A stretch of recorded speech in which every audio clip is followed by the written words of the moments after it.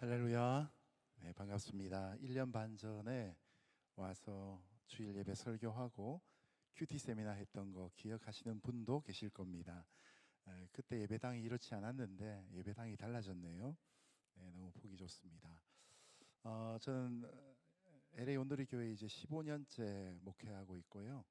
그래서 15년 만에 처음으로 안식월을 받았습니다. 그래서 한 달 한국에 나와 있는 기간 동안 어떤 분이 오셔서 설교하면 좋을까 고민하다가 몇 초 안 지났는데 저희 LA 온누리 교회 초대 담당 목사님이신 도육환 목사님 오셔서 한 2주 섬겨주시면 좋겠다 그런 마음이 들어서 지난 1월 목회사관학교 때 부탁을 드렸고 또 흔쾌히 허락하셨습니다. 그래서 저희 필요를 위해서 이제 모셨고, 그런데 또 마침 창조과학 탐사가 시작된 교회가 LA 온누리 교회입니다. 그래서 교인들하고 같이 한번 또 창조과학 탐사하기를 원하셔서 잘 연결이 되어가지고 오늘 저녁에 떠나신다고 그러시더라고요.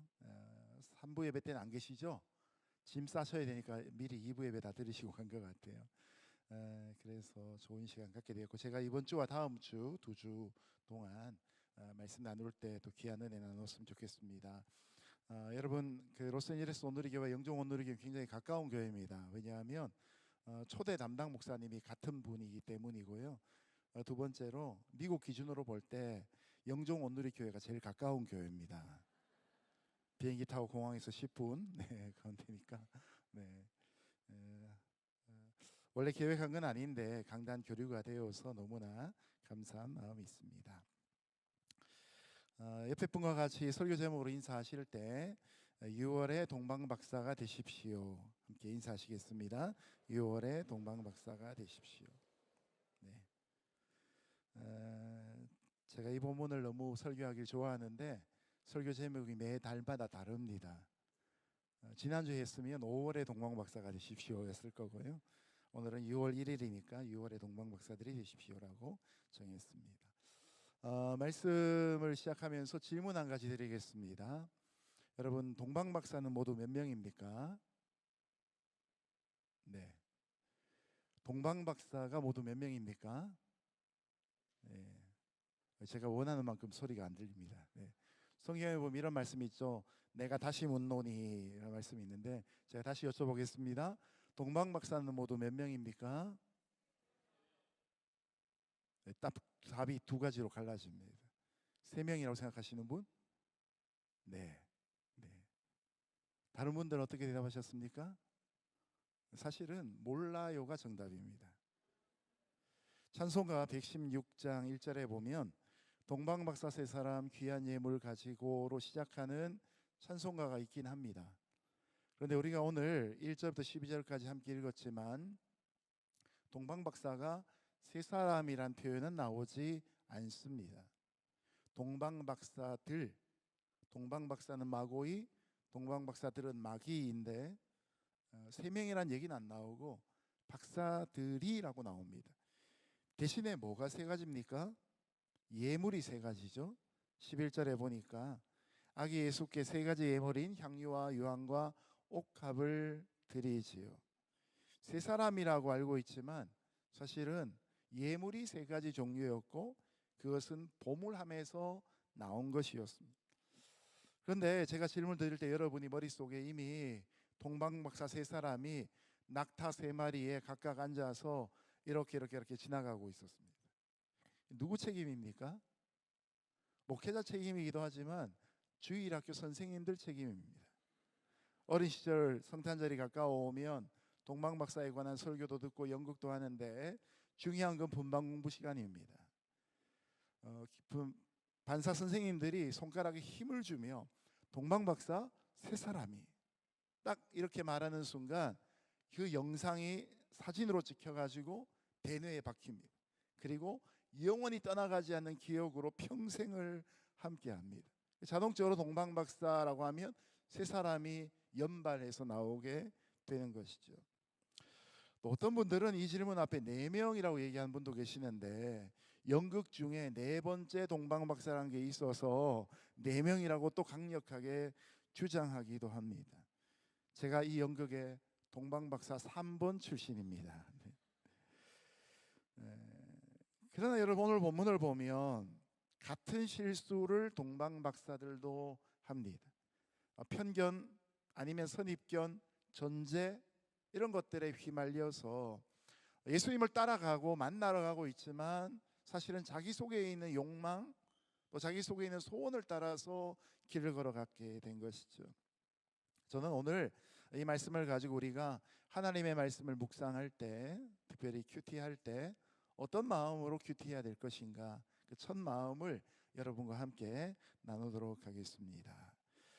첫 번째로 우리가 본문을 통해 배울 수 있는 것은 전제를 버릴 때, 특별히 나의 전제를 버릴 때 예수님을 제대로 만날 수 있다는 것입니다.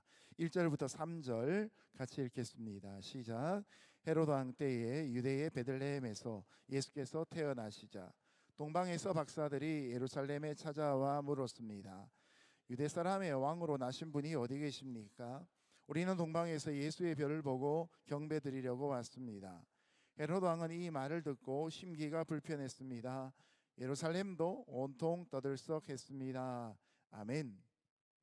당시는 헤롯 대왕이 유대 나라를 다스릴 때였습니다.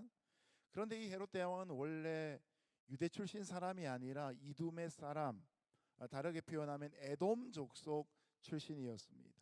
원래는 이방인이었는데 유대인으로 귀화를 하고 로마 황제의 권세를 대신 물려받아서 유대를 다스리는 왕으로 있었습니다. 여러분, 자국민이 아니라 이방인 출신의 왕이 유대를 다스렸으니까 살림이 그만큼 쉽지가 않았을 것입니다. 역사와 전통 속에 있는 하나님을 찾는 신실한 지도자가 아니라 이방인 출신의 지도자였으니까 유대인들이 하나님을 예배하는 것도 회방하고 영광을 자신이 취하고 싶은 마음으로 가득했을 것입니다. 그래서 이때는 역사적으로나 신앙적으로 이스라엘이 가장 어두운 시기 중에 하나입니다. 자, 바로 이때 예수님은 어두운 밤하늘을 밝히는 빛과 같이 탄생하셨습니다.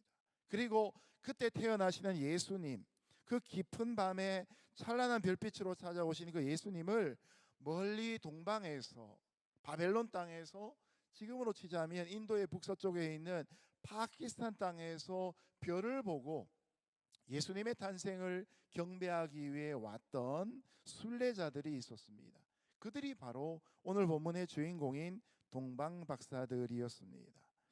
마기 또는 마고이라고 표현되는 이 말은 오늘날로 치면 점성술사가 되는데, 그러나 당시에서는 점성술과 의학과 자연과학이 전혀 구분이 되지 않던 시대였습니다. 이들은 나름 지식과 학문을 가지고 천체를 연구하던 중에 어느 날 밤에 한 번도 본 적이 없는 가장 밝은 빛 하나를 보게 됩니다. 그리고 자신들이 갖고 있던 지식과 경험을, 또 문헌을 총동원해서 이 별의 주인공과 의미가 무엇인지를 밝히기 시작하는데, 이게 곧 유대인의 왕, 곧 메시아의 탄생을 알리는 징조라고 바르게 해석하게 된 것입니다. 중요한 건 이 진리를 그들이 깨달은 것뿐만 아니라 진리에 바로 반응하는 모습입니다. 동방 박사들은 그들이 갖고 있던 지위와 가족과 집을 다 내려놓고 그 별을 찾고 경배하기 위해 험한 순례길을 출발합니다. 여러분, 생각해 보십시오. 지금도 파키스탄 땅에서 잘해봐야 낙타를 타고 이들이 예루살렘까지 가게 되었는데, 그 기간이 한 달 반, 그 가는 걸음이 쉽지가 않았을 것입니다.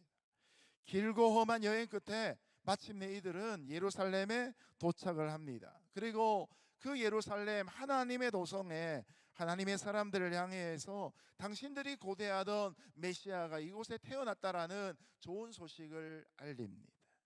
그런데 이 소식을 들은 예루살렘에 있는 사람들의 반응이 떨떠름합니다. 3절 말씀해 보니까 헤롯 왕은 이 말을 듣고 심기가 불편했다라고 하고, 예루살렘에 있는 다른 시민들도 온통 떠들썩했다라고 표현합니다. 이 성경을 원래 묵상할 때 해석된 것도 있지만 자기에게 다가오는 뉘앙스가 참 중요한데요. 헤롯 왕은 이 말을 듣고 심기가 굉장히 불편합니다. 그리고 불쾌합니다. 내가 유대의 왕인데 왜 또 다른 유대 왕이 필요하냐, 이런 이야기로 들리는 겁니다. 예루살렘에 있는 시민들, 또 대제사장을 비롯한 수많은 종교인들의 마음에도 메시아는 불편한 존재입니다. 메시아가 태어났다고 지금까지 거쳐왔던 모든 예배의 방식들을 수정해야 되는 불편함이 생깁니다. 어떤 사람은 메시아가 왔다고 해서 기뻐하는 사람들도 물론 있었을 것입니다. 그런데 떠들썩했다고 하죠. 떠들썩하다는 건 뭡니까? 진지하게 순례길을 떠난 게 아니라 그냥 마음만 떠들썩하고 질문만 많았다는 것입니다. 여러분, 올해 우리 온누리 교회 표가 뭡니까? 이 질문 드렸더니 다들 여기를 쳐다보시더라고요. 같이 한번 읽어보겠습니다. 시작. 네, 우리가 이 표를 가지고 매일마다 기도하고 있지 않습니까? 예수님 오시길 바라고. 오늘은 제가 본문을 요한계시록 말씀으로 전하지 않지만 그래서 계속 지금까지 요한계시록 말씀을 주일 강단에 설교해 오시지 않았습니까? 주 예수가 오시기를 간절히 원하는 마음으로 이 표를 전하고 또 계시록 말씀을 듣는데, 실제로 예수님이 오셨는데 떨떠름한 표정으로 오셨습니까? 그걸로 다 끝난다면, 이걸로 인해서 불편한 마음을 가진다면 합당하지 않은 것 아니겠습니까? 여러분, 유대인의 역사는 성경을 기준으로 구약 성경 마지막 권인 말라기에서, 그 말라기가 끝나고 400년 동안의 침묵기 또는 중간기를 거쳐서 복음서가 등장합니다. 400년 동안 하나님이 말씀하지 않으셨습니다. 제가 원래 신학교 들어갈 때 결혼을 했는데 아내랑 같이 신혼여행을 미국으로 갔습니다. 영국을 가고 싶었는데 비자를 안 내줘서 이 미국을 가게 되었는데, 지금 가서 이제 선배 목사님을 만났던 그 장소 바로 옆에 저희 교회가 있어요. 그때부터 하나님의 인도하심이 있었습니다. 기다림의 모습, 여권을 가지고 찾아가서 미국 여행할 수 있도록 기다리는 모습, 그 과정들이 쉽지 않았습니다. 요즘에는 그런 곳에서 목회를 하면서 참 하나님의 유머는 참 대단하다. 신혼여행지가 목회지가 된다니. 신혼여행은 일주일 다녀왔지만 목회는 15년째 하고 있는 그런 모습을 제가 경험합니다. 여러분, 떠들썩하고 불쾌한 모습, 이유가 뭡니까? 바로 이 예루살렘에 왕으로 태어난 아기가 없었기 때문입니다.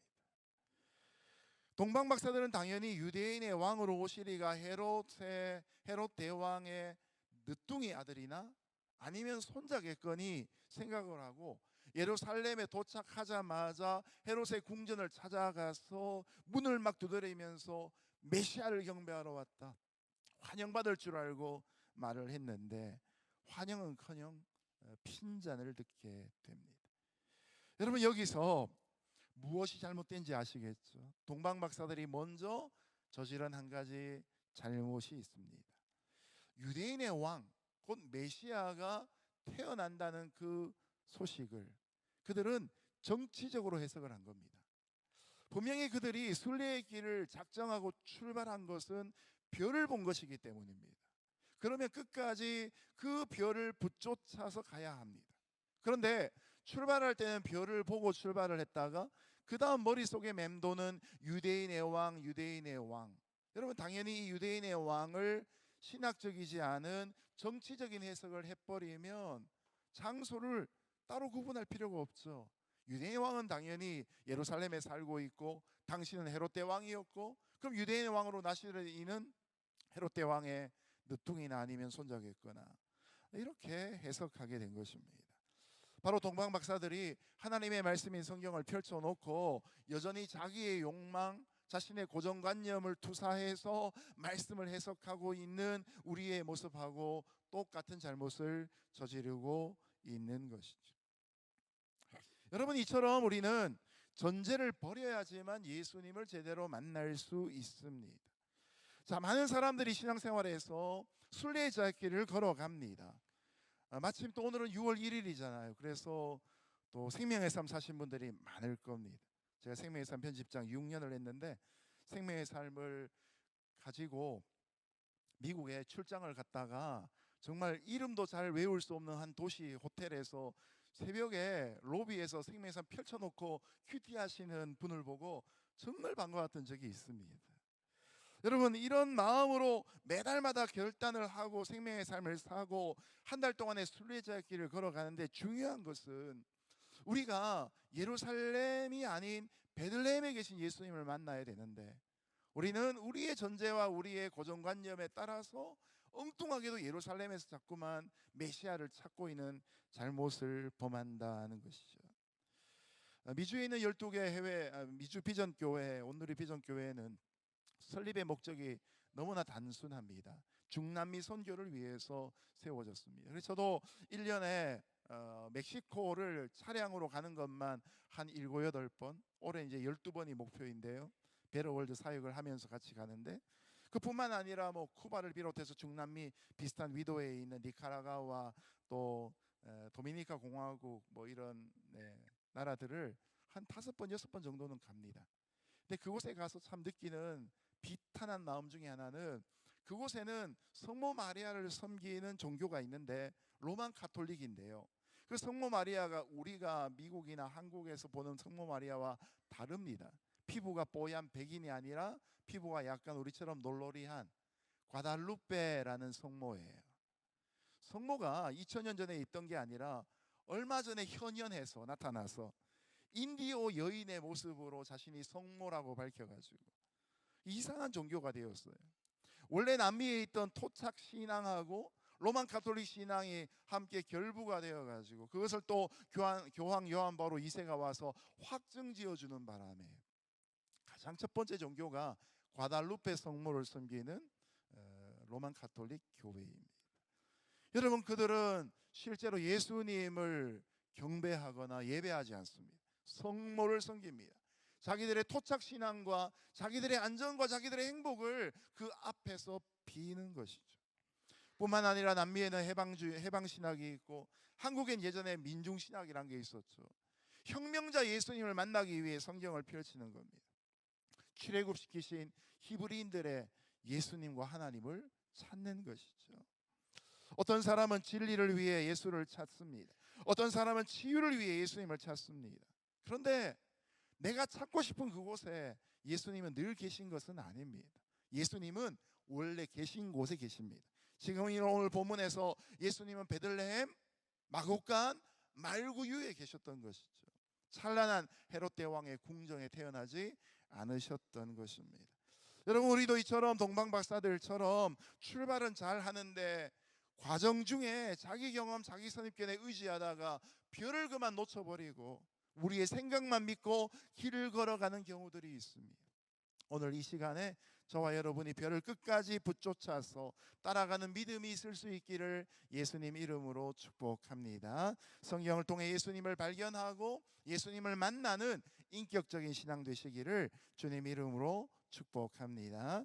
두 번째는 지식이 믿음을 만들어내지 못한다는 것입니다. 우리 4절에서 6절 같이 읽습니다. 시작. 헤롯은 백성의 대제사장들과 율법학자들을 모두 불러 그리스도가 어디에서 태어날 것인지 캐물었습니다. 그들이 대답했습니다. 유대의 베들레헴입니다. 예언자가 성경에 이렇게 기록했기 때문입니다. 그러나 너 유대 땅 베들레헴아, 너는 유다의 통치자들 가운데 가장 작지 않구나. 내게서 통치자가 나와 내 백성 이스라엘의 목자가 될 것이다. 아멘. 유대인 왕이 태어났다는 소식에 놀란 헤롯은 모든 대제사장과 백성의 서기관들 불러서 갑자기 성경 연구를 시킵니다. 어디서 메시아가 태어나게 되어 있는지 성경의 근거를 찾아오라는 겁니다. 그때 한 사람이 집에 서재에 가서 두루마기를 뒤져서 미가서 5장 2절 말씀을 가지고 뛰어옵니다. 미가서 5장 2절 말씀에 보니까 그러나 너 유대 땅 베들레헴아, 너는 유다의 통치자들 가운데 가장 작지 않구나. 내게서 통치자가 나와서 내 백성 이스라엘의 목자가 될 것이다. 가까이는 다윗 왕의 출생을 의미하는 예언이죠. 그러나 이것이 길게는 메시아이신 예수 그리스도의 탄생이 베들레헴에서 이루어질 것을 예언한 말씀입니다. 여러분, 이것에서 분명하게 예수님의 메시아로서의 출생지가 나타났습니다. 동방 박사들이 이 메시아를 경배하기 위해 먼 순례길을 와서 좋은 소식을 알렸고 해프닝은 있었지만 그러나 그 출생지가 베들레헴이라는 것이 명확하게 밝혀졌습니다. 그러면 그 다음에 나와야 될 반응이 뭡니까? 이 동방 박사들과 같이 헤롯 대왕도 또 예루살렘 백성들도 그 주님을 경배하기 위해 가까운 곳에 있는 베들레헴을 향하여 반나절이면 갔다가 올 수 있는 그 길을 향하여 순례길을 떠나야 되지 않습니까? 그런데 본문에 보면 두 가지의 아주 적극적인 반대 행동이 등장합니다. 7절과 8절의 말씀 같이 읽어보겠습니다. 시작. 그때 헤롯은 몰래 박사들을 불러 별이 나타난 정확한 시각을 알아냈습니다. 헤롯은 박사들을 베들레헴으로 보내며 말했습니다. 가서 샅샅이 뒤져 그 아기를 꼭 찾으라. 그리고 아기를 찾자마자 나에게도 알리라. 나도 가서 아기에게 경배할 것이다. 아멘. 헤롯 왕이 가만히 박사들을 부르죠. 상당한 의도를 가지고 질문을 합니다. 별이 나타난 때를 자세히 묻고 아기에 대해서 베들레헴에 가서 확실한 정보를 갖게 되거든. 너희가 먼저 그 아기를 경배하고 나서 나에게로 돌아와서 알려다오. 그러면 나도 가서 그를 경배하겠다라고 말합니다. 여러분, 이 7절과 8절의 말씀을 가만히 읽어보면 어떤 느낌이 드십니까? 헤롯 대왕에게서부터 진정성이 느껴지십니까? 자, 말씀을 이어서 우리가 오늘 읽은 본문은 아니지만 16절 말씀에 이렇게 나옵니다. 헤롯은 박사들에게 속은 것을 알고 분이 치밀었습니다. 그래서 그는 박사들에게서 알아냈던 시간을 기준으로 베들레헴과 그 부근에 살고 있는 2살 이하의 사내 아이들을 모두 죽이라고 명령했습니다. 원래부터 헤롯 대왕의 의도는 아기 예수에 대한 경배가 아니었습니다. 자기의 정치적인 경쟁자를 제거하기 위한 목적이었습니다. 실제로 헤롯 대왕은 자기 손주에 대해서도 경쟁심을 느끼고 일찍 숙청했던 역사적인 기록이 있습니다. 자신의 아내도 믿지 못하여서 폐위시키기도 한 그런 잔인한 왕이었습니다. 그래서 메시아가 이 땅에 오셨다는 소식을 듣고 기뻐하며 그분을 경배하기보다 정치적인 라이벌로 여기고 그분을 제거하기 위해 지금 정보를 캐내고 있는 것이죠. 나중에 가면 예수님이 베들레헴을 떠나고 난 뒤에 2살 이하의 아이들이 싹 다 죽습니다. 말씀을 들었는데 정확한 정보를 가지고 메시아가 태어난 장소와 시간을 알았음에도 불구하고 그는 말씀에 순종하는 자가 아니라 유아 학살자의 모습을 보여줍니다. 두 번째 모습이 또 8절과 9절의 행간 가운데 등장합니다. 여러분, 우리가 3절에서 보았던 것처럼 예루살렘도 온통 떠들썩했습니다.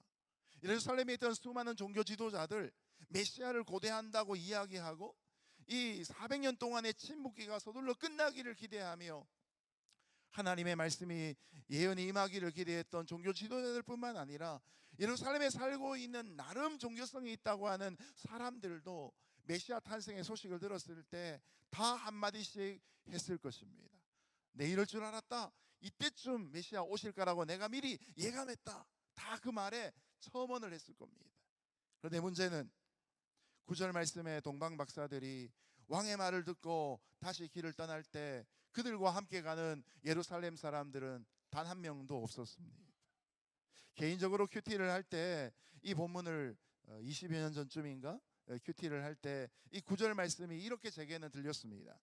원래 본문은 박사들은 왕의 말을 듣고 다시 길을 떠났습니다 인데 제 내적인 음성으로 들리는 것은 박사들만 왕의 말을 듣고 다시 길을 떠났습니다 라고 들렸습니다.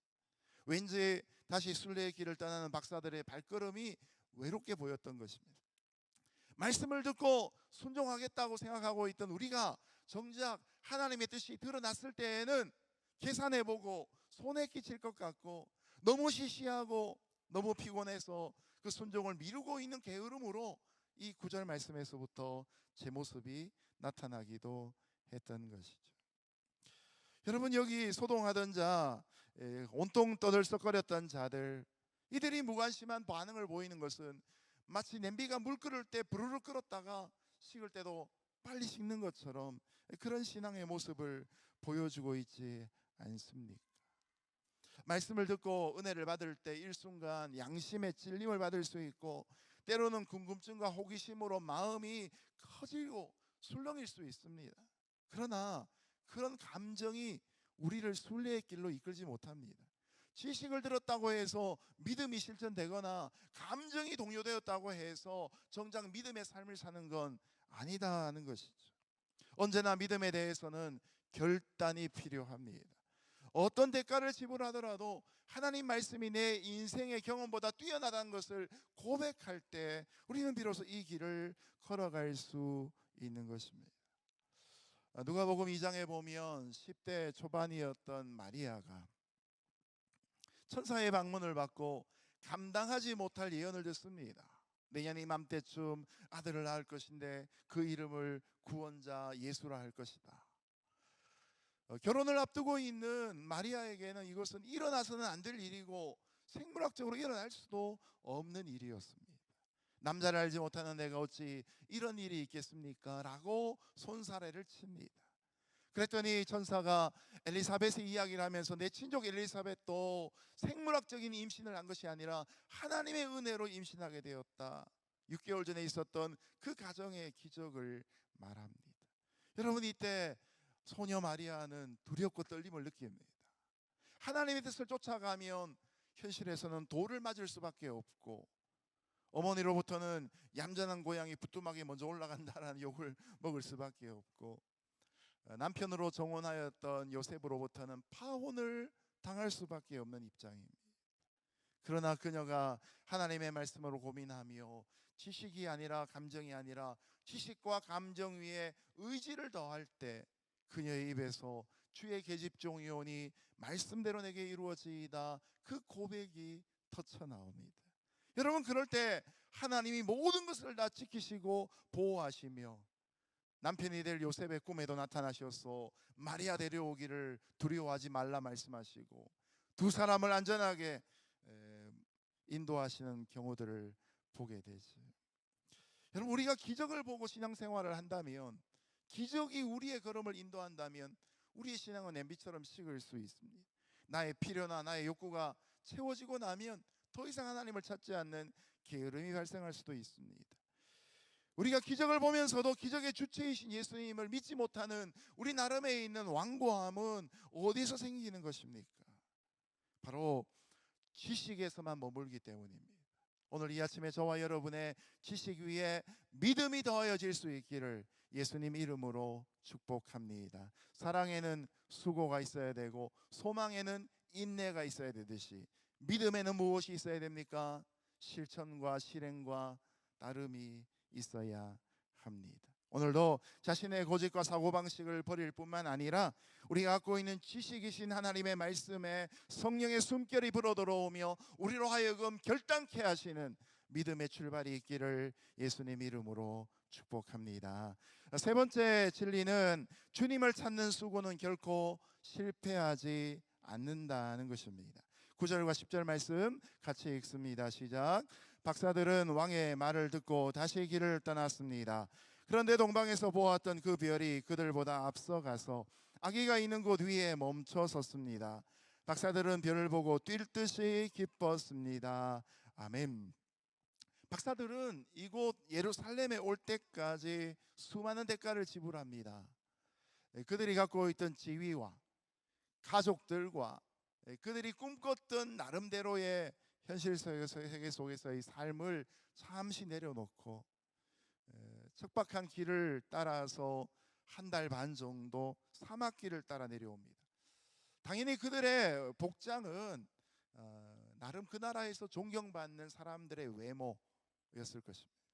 그러나 여러분, 한 달 이상 모래바람을 맞으면서 사막길을 행군하면 비록 낙타 위에 타고 있다 할지라도 그 샤워 한 번도 못 해보고 낮 시간엔 뜨겁게 내리쬐는 뙤약볕 밑에 땀 삐질삐질 흘리고 그것이 나중에 굳어버리고 온몸이 그냥 소금기로 서걱서걱한 그런 옷이 되지 않았겠습니까? 그런데 예루살렘까지 와서 실패를 경험하니 그들의 잘못된 전제 때문이긴 했지만 속이 무진장 상했을 것입니다. 그런데 정확한 지식이 그들에게 주어졌을 때 그들은 갈등하게 됩니다.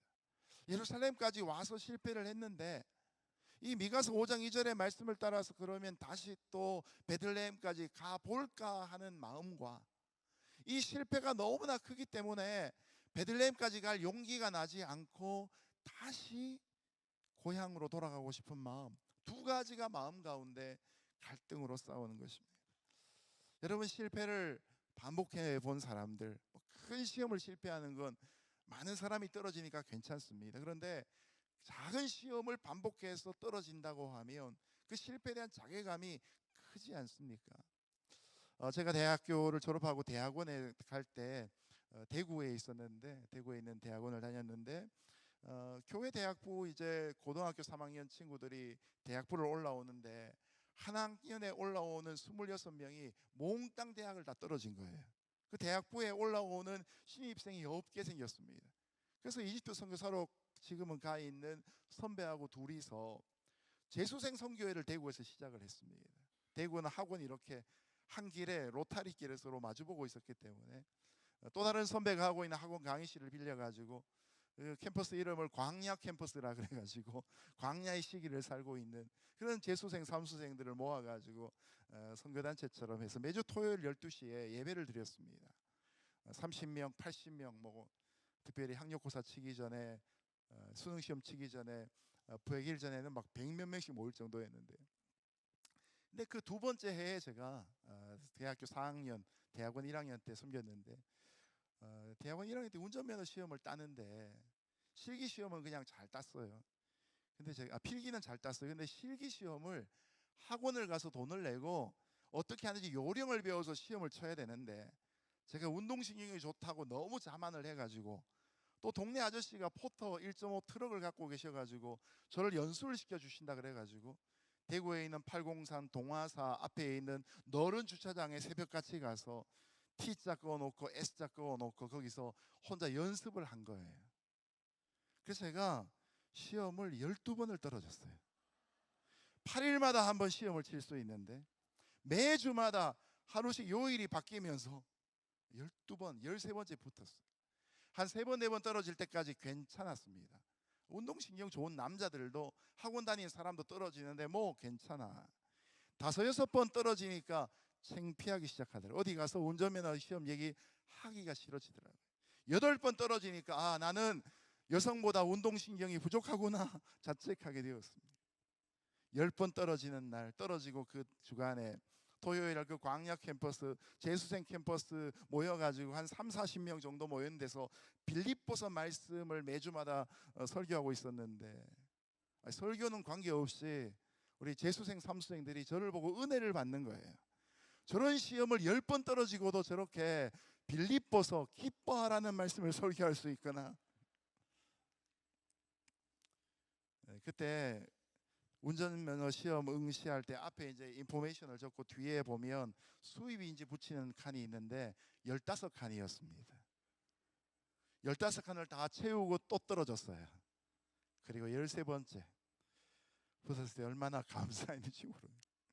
그래서 제가 오늘 여기 나오는 동방박사들의 그 실패를 참 깊게 이해할 수 있습니다. 물론 그 이후에도 크고 작은 실패들을 많이 경험해 봤지만 여러분, 같은 실패를 2번 반복하는 것과 3번 반복하는 것 사이에는 제곱의 차이가 있지 않습니까? 지금 자신의 모든 걸 다 쏟아부어서 그 별이 의미하는 메시아를 경배하기 위해 적어도 한 달 반의 순례길을 와서 허탕을 친 이 동방 박사들이 과연 베들레헴 가는 그 일이 쉬웠을까요? 결코 쉽지 않았을 것입니다. 그럼에도 불구하고 그들은 말씀에 의지하여 결단함으로 길을 나섭니다. 그래서 9절과 10절 말씀에 보면 왕의 말을 듣고, 헤롯 왕의 말이 아니죠, 헤롯이 전해주었던 미가서 5장 2절의 말씀, 성경의 말씀이죠. 그 말씀을 듣고 다시 길을 출발합니다. 감정을 따라가는 것이 아니라 말씀을 따라 이제 가게 되는 것이죠.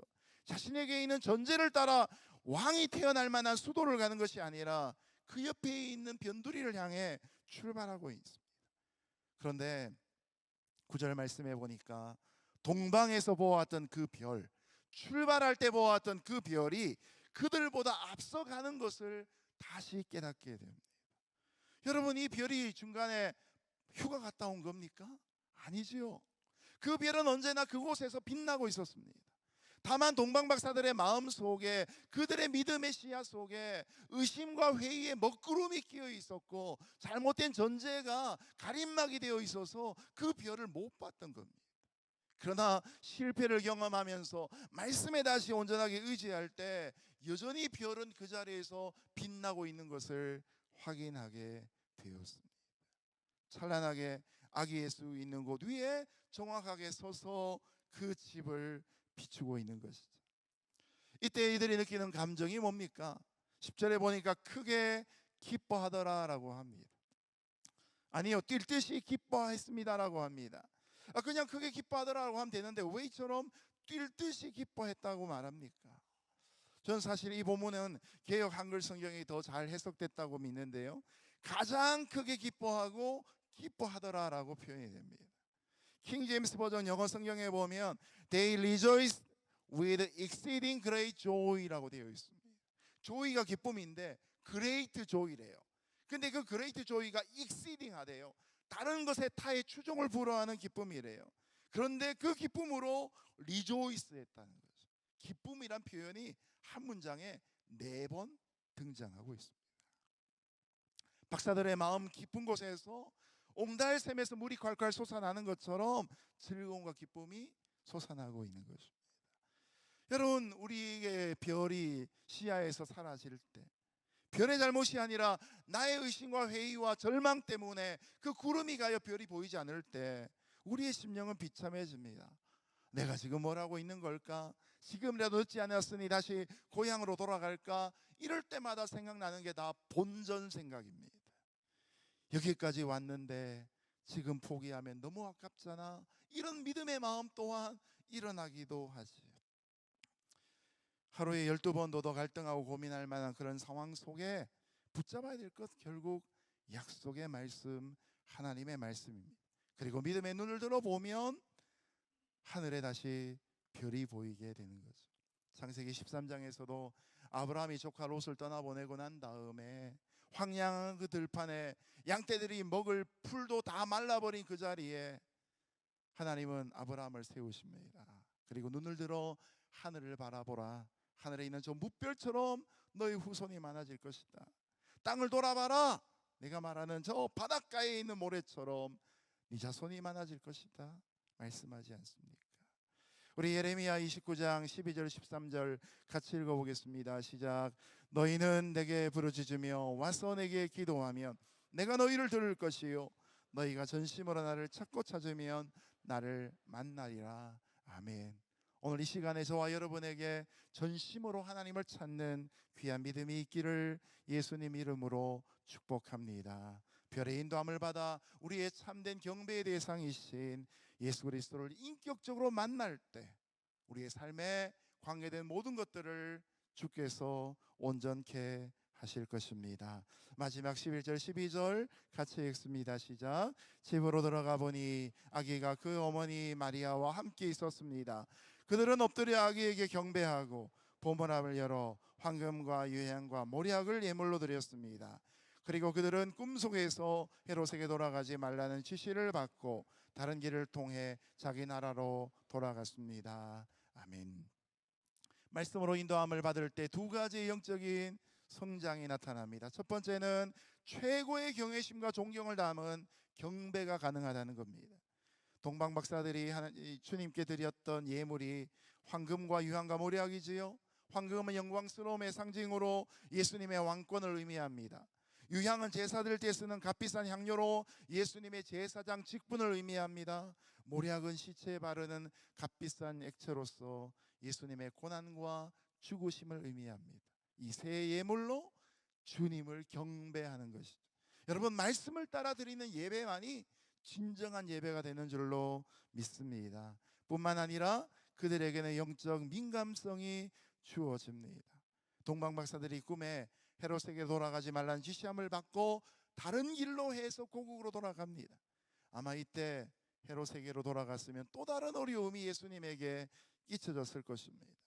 헤롯의 곤모술수를 따르는 것이 아니라, 헤롯의 보상을 기대하며 가는 것이 아니라, 말씀을 따라 하나님의 음성으로 길을 걸어갈 때 주님이 이 땅에 구주로서 살아나시는 역사들이 있게 될 것입니다. 매일매일 아침이 우리에게 주어진 하나님의 말씀으로 별을 만나는 귀한 아침 될 수 있기를 예수님 이름으로 축복합니다. 기도하겠습니다. 고맙고 감사하신 하나님, 오늘도 이 시간에 주의 말씀을 우리에게 들려주시고 믿음의 결단을 통하여서 우리의 감정과 우리의 지식과 우리의 의지가 있는 전인격적인 신앙생활 되게 하여 주옵소서. 예수님 이름으로 기도합니다. 아멘.